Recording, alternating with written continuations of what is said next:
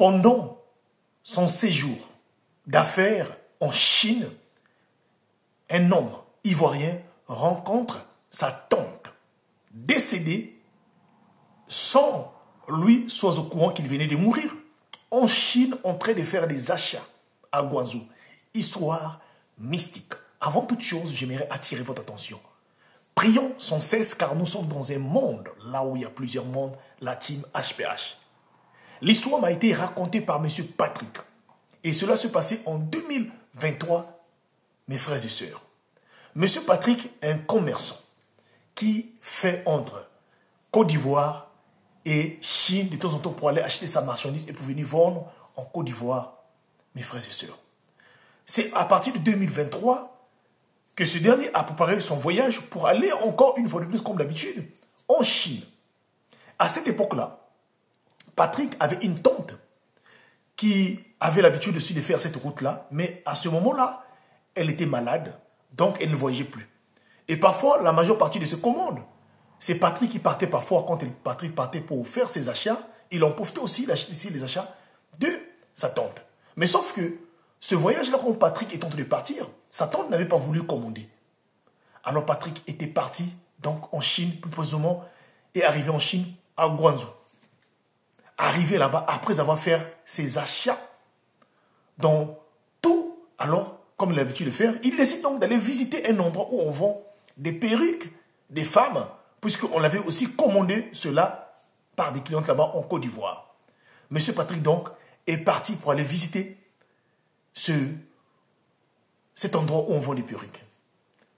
Mais dès que M. Patrick arrive dans l'endroit, en rentrant cela, à sa grande surprise, sa tante était là, était en train de faire des achats. Patrick était si fier de voir sa tante en bonne santé. Alors, Patrick s'est posé la question à tonton, mais à quel moment tu es arrivé ici? Parce que je n'ai pas pu aussi appeler arriver. Sa tante dit, non, j'avais un voyage à faire et j'étais venu donc faire des achats ici.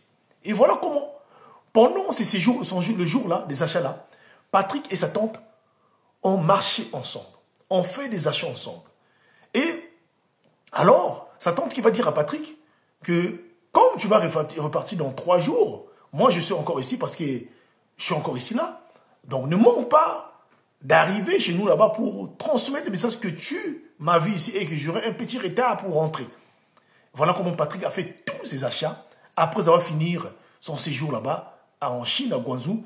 Décide donc à charger, comme d'habitude, d'envoyer sa marchandise et lui il a pris son vol, destination retour de la Côte d'Ivoire. Mais sauf que quand il arrive en Côte d'Ivoire, à Abidjan, là où il vit, c'est sa femme et ses enfants qui l'apprennent dès son arrivée. Tu n'es pas informé quand tu es parti, le jour même quand tu es parti là.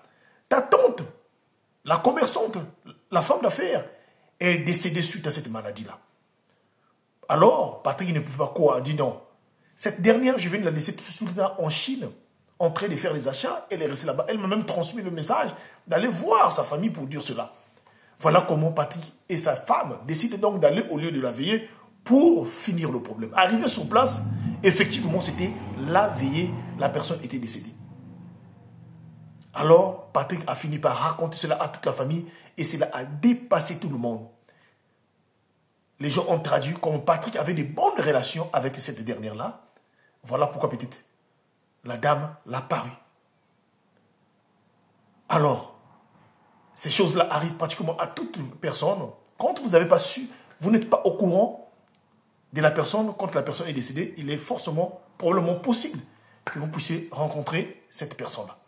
Prions sans cesse et surtout, nous sommes dans un monde, là où il y a plusieurs mondes. C'était HPH, l'homme a plusieurs histoires. Merci.